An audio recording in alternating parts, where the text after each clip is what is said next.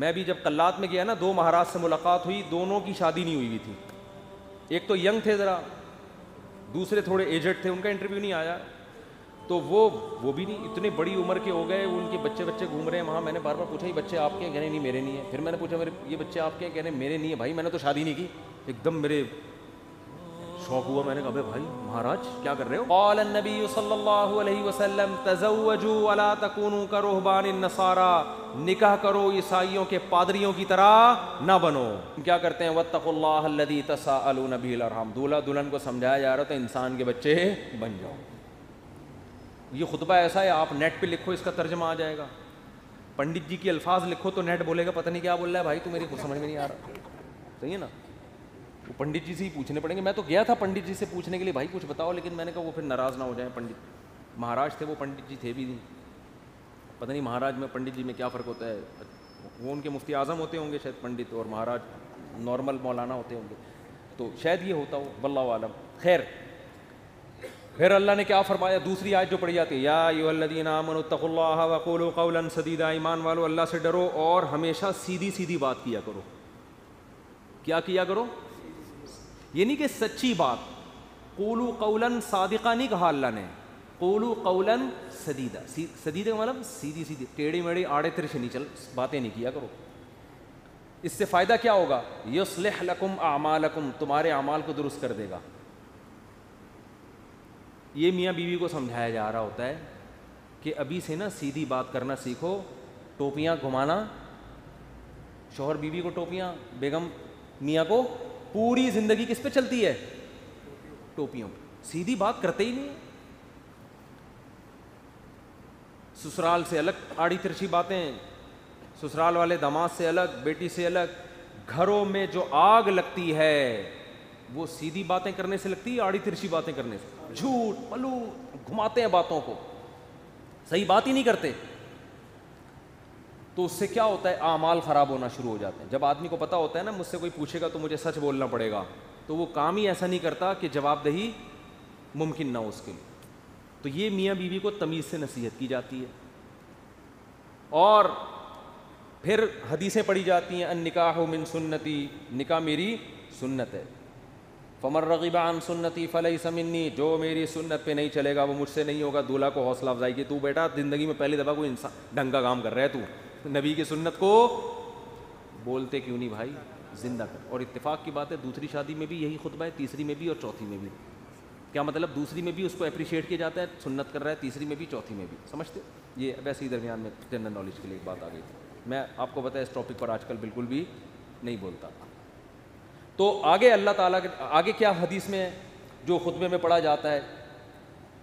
قال النبی صلی اللہ علیہ وسلم تزوجوا الودود الولود فإنی مباہی بکم الامم, ایسی عورت سے نکاح کرو محبت کرے اور تمہیں اولاد زیادہ دے, میں قیامت کے دن تمہاری کثرت پہ فخر کروں گا. میاں بیوی کو سمجھایا جاتا ہے نسل مت روکنا, تمہارا ملاپ پائیدار, کامیاب, خوشیوں بھرا اور آخرت میں ترقی کا سبب جبھی ہو سکتا ہے جب تم دونوں اولاد کی کثرت چاہو. شروع میں ہی چاہتے ہیں کہ ہمارے اولاد نہ ہو, اس کی بھی نفی کی گئی. اور کیا پڑھا جاتا ہے خطبے میں؟ وقال النبی صلی اللہ علیہ وسلم تزوجوا ولا تکونوا کرہبان النصارى, نکاح کرو عیسائیوں کے پادریوں کی طرح نہ بنو. میں بھی جب قلات میں گیا نا 2 مہاراج سے ملاقات ہوئی, دونوں کی شادی نہیں ہوئی تھی. ایک تو ینگ تھے ذرا, دوسرے تھوڑے ایجڈ تھے, ان کا انٹرویو نہیں آیا. تو وہ بھی نہیں, اتنے بڑی عمر کے ہو گئے, ان کے بچے گھوم رہے ہیں وہاں. میں نے بار بار پوچھا یہ بچے آپ کے ہیں؟ کہنے نہیں میرے نہیں ہیں. پھر میں نے پوچھا یہ بچے آپ کے ہیں؟ کہنے میرے نہیں ہیں. بھائی میں نے تو شادی نہیں کی. ایک دم میرے شوق ہوا, میں نے کہا بھائی مہاراج کیا کر رہے ہو؟ اس میں پرانے کوئی ڈائلاگ یاد ہے نا, وہ مہاراج اس طرح کے ایک دم اسٹائل سے آتا تھا, وہ مہاراج. تو میرے منہ سے ایک دم مہاراج آپ اپنی ایج دیکھو, تو کیسے ہی گزارا ہو رہا ہے. تو انہوں نے کہا بھائی ہم جو مندر کے لیے قربانی دیتا ہے نا, پھر اپنے پرانے والے مہاراج کی انہوں نے مجھے تصویر دکھائی, یہ میرے پیر تھے, ان کا میں نائب بنا تھا. تو جو اپنے آپ کو مندر کی خدمت کے لیے وقف کر دیتا ہے, شادی نہیں کرتا کہ بس مندر کی خدمت ہی کرنی ہے, وہ پھر اس مندر کا مہاراج بنتا ہے. ان کا مذہب ہوگا, میں ان پہ طنز نہیں کر رہا, وہ ان کا جو مذہب ان کو سکھاتا ہے. میں نے ان سے کہا لیکن مجھے تو موقع مل گیا, میں نے کہا آپ کا مذہب آپ کو یہ کہتا ہے کہ آپ شادی نہ کریں, ہمارا مذہب ہمیں یہ کہتا ہے کہ مر رغب عن سنتی فلیس منی. نبی نے فرمایا جو نکاح نہ کر کے میری سنت سے اعراض کرے گا اس کا مجھ سے کوئی تعلق نہیں. اور حبب الی النساء والطیب, نبی نے فرمایا دنیا میں 2 چیزیں محبوب ہیں, ایک نکاح کی کثرت اور ایک خوشبو. تو ہمارے نبی تو بالکل اس کے اپوزٹ چلے ہیں, بالکل اس کے برعکس. تو یہ نہیں کہ نکاح کرنا ہے, کثرت نکاح کی ترغیب ہے. میں نے کہا ہم تو رہبانیت کے بالکل اگینسٹ چلتے ہیں. تو مجھے اس وقت وہ حدیث سمجھ میں آئی کہ آپ عیسائی بھی یہ کرتے تھے, پادری, نکاح نہیں کرنا. تو ہمارے نبی نے فرمایا تم نے ان کو فالو نہیں کرنا, نا ہم تو کثرت سے. تو مجھے لگ رہا تھا وہاں بیٹھ کر کہ یہ جو مہاراج ہیں وہ مہاراج کے چہرے پر نا افسردگی کے آثار تھے. یہ پہلے والے جو مہاراج جن کا انٹرویو آیا یہ تو پھر بھی ینگ تھے, تھوڑے سے اچھے صحیح. دوسرے والے مہاراج افسردہ,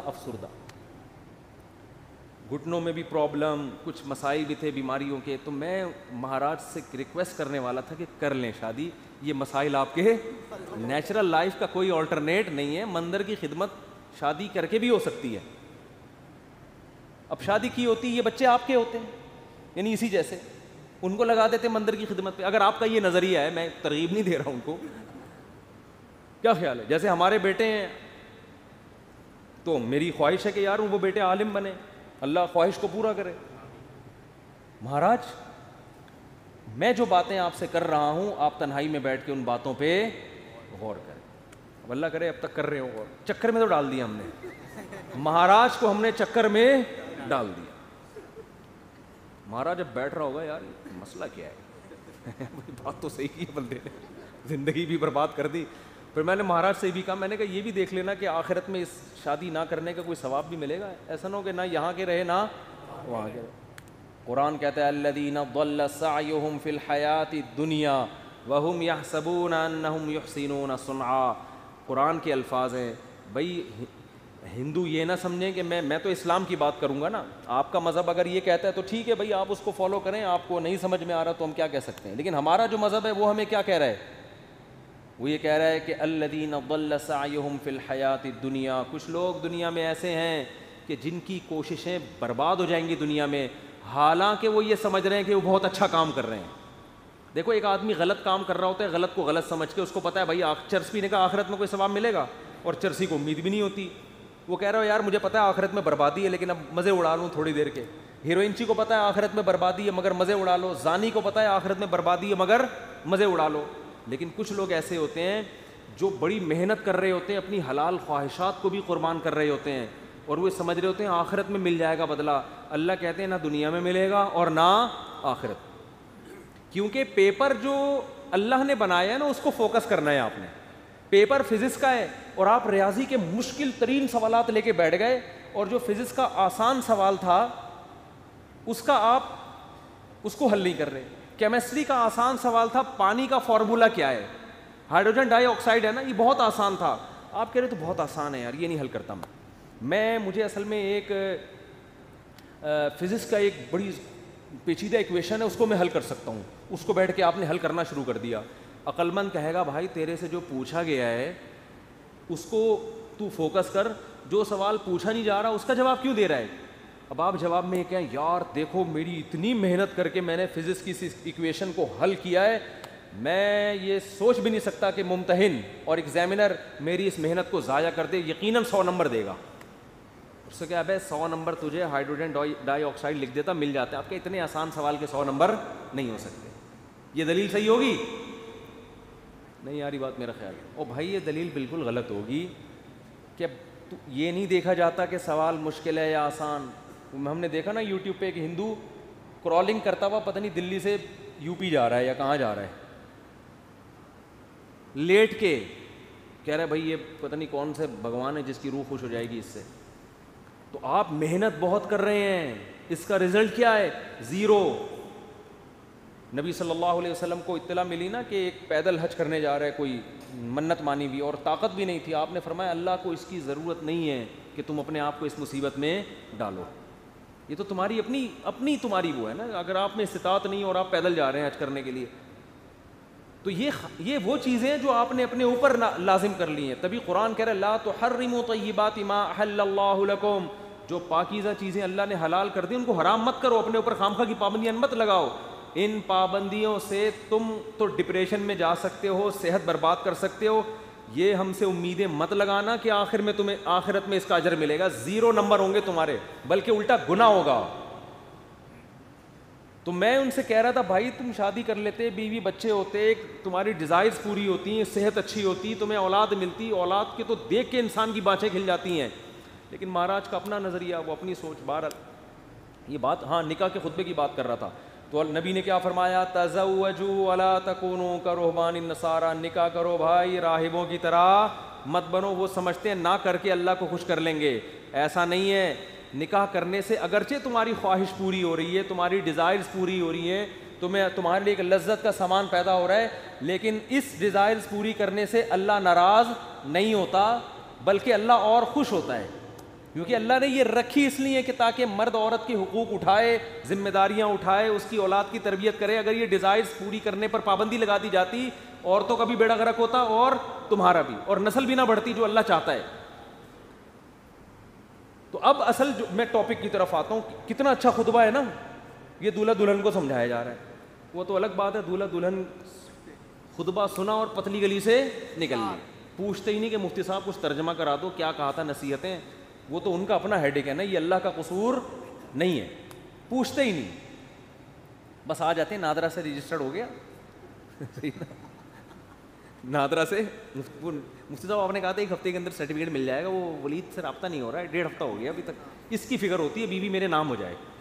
میں ان سے کہتا ہوں دیکھو بیوی تمہاری ہو گئی ہے, نمبر پلیٹ ایشو ہو جائے گی تھوڑے دن. وہ ان کو فکر ہوتی ہے نا, ڈاکومنٹس نہیں بنے. میں نے کہا بھائی ابھی تمہارے نام رجسٹرڈ بھی ہو جائے گی, فی الحال بیوی کے ماتھے پہ لگاؤ اپلائڈ فار رجسٹر. یعنی یہ بک ہو چکی ہے, اب اس سے کوئی اور شادی کی کوشش نہ کرے, یہ لکھ دو اس پہ. اگر بہت زیادہ آپ کو خطرہ ہے نا, بھاگ نہ جائے, کہیں نہیں بھاگے گی انشاءاللہ. اور اگر سلوک اچھا نہیں ہے تو رجسٹر ہونے کے بعد بھی بھاگ جائے گی, ہوتا ہے ایسا. تو وہ نادرہ کے کاغذ لے کے گھومتے رہو گے. جیسے میں اب تک وہ ٹھپے لے کے, سبزی والا جو پیسے لے کے بھاگا ہے نا, اس کے انگوٹھے لے کے 6 سال تک گھومتا رہا میں. انگوٹھا ابھی بھی رکھا, میں نے پھاڑ کے پھینک دیا. میں نے کہا یار انگوٹھے پہ تو کیس ہو نہیں سکتا. دل تو چاہ رہا تو اس انگوٹھے کو پکڑ کے لگاؤں میں کھینچ. تو یہ کاغذات دھرے کے دھرے رہ جاتے ہیں. تو